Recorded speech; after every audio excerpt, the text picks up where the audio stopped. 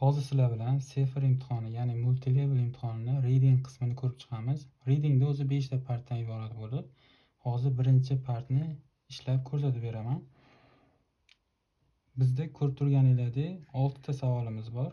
6 ta savolga faqatgina bittadan javob yoza olamiz. 2 ta yoki 3 ta javob yoza olmaymiz. Keyin ba'zi bir materiallarda ko'rdim.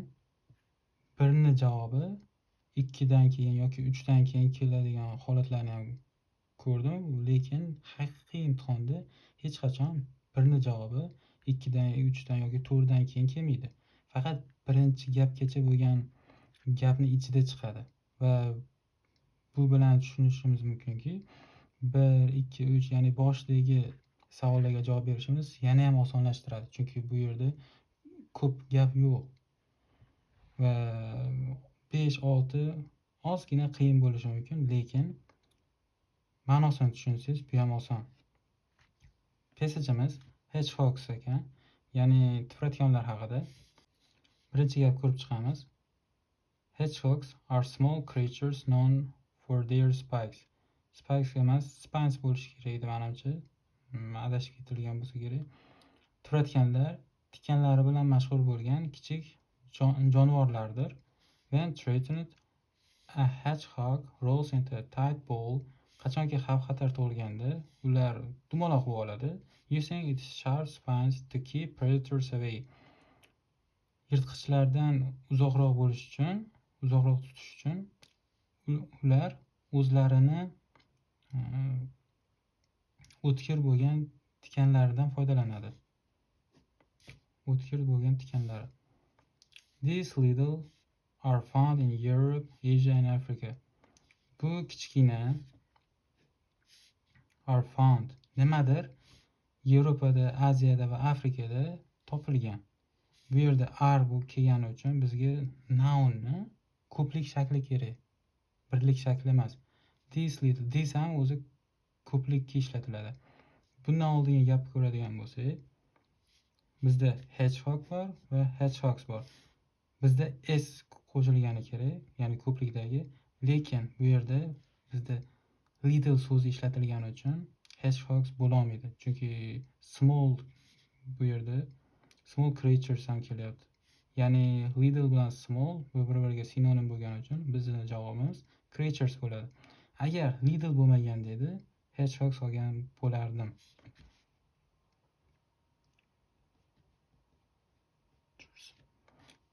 Keyin gapni o'qiymiz. Living in forests, grasslands and even gardens. Ular o'rmonlarda, yaylovlarda va hattoki bog'larda yashirkan. A hedgehogs are, yana are kelyapti, ya'ni bu bildiradiki nounni ko'plik shaklini olamiz. Actually modified hairs made of keratin, the same material as human nails. Bu hedgehogs, bu isni qisqartmasi emas, bu uning degani, ya'ni tipratikanlarning nimalaridir actually modified made of keratin, keratindan tashkil topgan hairs, sochlar yoki yunglardan o'zgaruvchan yunglar bo'lib, the same material as human nails, insonlarni tirnoqlari bilan bir xil bo'lgan material hisoblanadi. Bu nima bo'lishi mumkin? Biz tepada o'qidik, using its sharp spines. Its degani ham uning degani, his o'g'il bolalar uchun ishlatiladi, her qizlar uchun ishlatiladi, its esa jonsiz narsalar uchun ishlatiladi. Sharp bu o'tkir degani, ya'ni adjektiv, sifat bizga kerak emas. Spines bu ko'plik shakli kelgani uchun, ya'ni tikonlari degan ma'no bildiradi. A hedgehog's spines.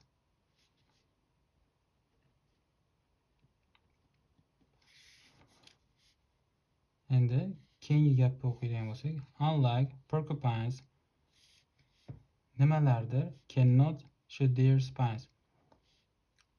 Porcupines menimcha bu ham tipratikanlarning qaysidir qanaqadir turi. Agar biladigan bo'lsanglar kommentariyada yozinglar. Bu porcupinelardan farqli o'laroq bular cannot shed their spines. Ular o'zlarini tikonlarini otolmaydi. unlike ham o'zi yaxshi grammatika. Buni ham ishlatsanglar o'zinglarni speakinglarda juda ham zo'r bo'ladi. Porcupineslardan farqli o'laroq ular o'zlarini tikonlarini otisha olmaydi. Ya'ni tikon bu yerda mana Sharp Spines haqida gaplashdik. Bu hedgehogsniki edi.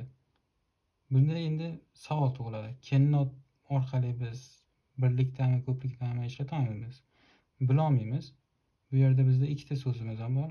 Birlikda ham, ko'plikda ham. Qaysi birini ishlatamiz deydigan bo'lsak, verguldan oldingini ko'ramiz. Bizda porcupines ko'plikda kelgani uchun verguldan keyin ham ko'plikdan olganimiz ma'qul.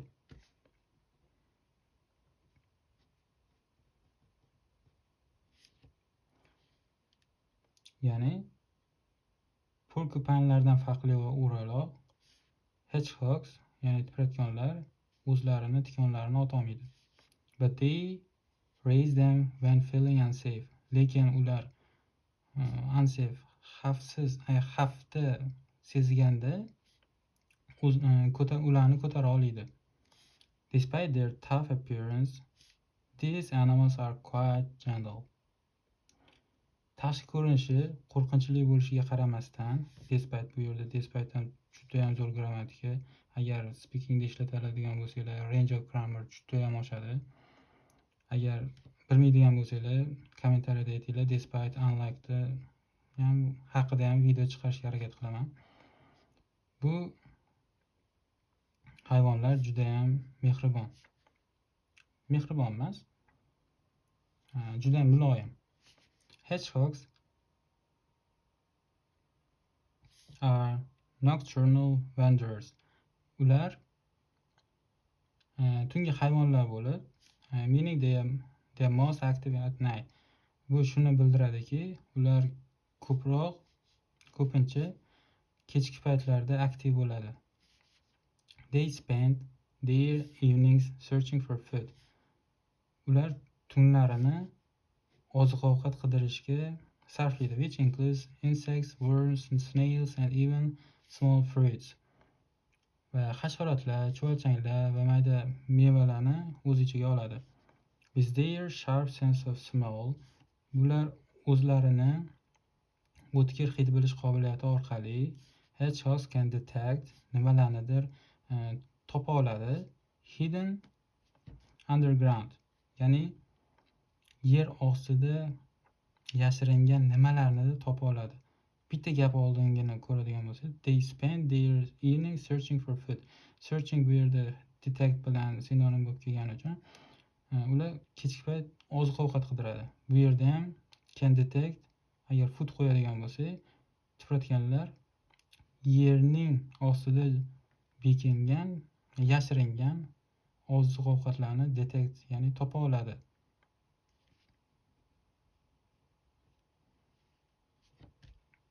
Keyin gapga o'tadigan bo'lsak, their tiny legs can move quickly when needed.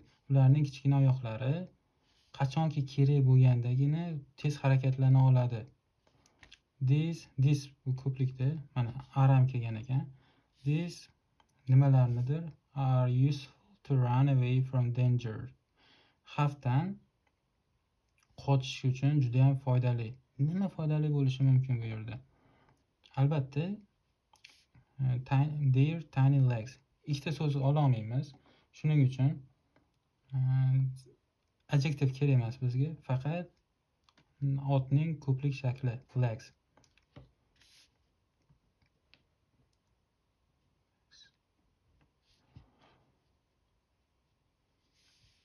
Boshqa so'z bu yerda ma'no jihatdan ham xato bo'ladi. Keyingi gapga o'tadigan bo'lsak, hedgehogs are mostly solitary, preferring to explore alone. Tipratikanlar ko'pincha yolg'iz bo'lgani uchun ular yolg'izlikni afzal ko'rishadi. Ya'ni menga o'xshar ekanda, ular ham introvert ekan. Keyingi gapga o'tadigan bo'lsak, bu yerda savol yo'q. However, in spring they search for mates and soon after baby hedgehogs called hoglets are born. Ammo bahorda ular juft tuziladi va birozdan so'ng baby hedgehogs ularning farzandlari, ya'ni bolalari called hoglets. Hoglets nomli tug'ilarkan. A mother hedgehog takes care of her nimanidir until they are old enough to find food on their own. Ularning ona tuprayotgan nimadirga g'amxo'rlik qilarkan, qachonki ular o'zlari ma'lum bir yoshga yetganday, oziq ovqat topa oladigan yoshga yetgungacha. Ona tuprayotgan nimalarni umuman qaramog'iga oladi yoki qarab yuradi. Albatta o'zlarining bolasini, baby hedgehogslarni, lekin bu ikkita so'z bo'lgani uchun buni ololmaymiz. Shuning uchun ham ular hoglets nomlangan. Ya'ni 6-savolimizning javobi shundoq hoglets bo'ladi. Ya'ni ularning farzandlari hoglets nomli.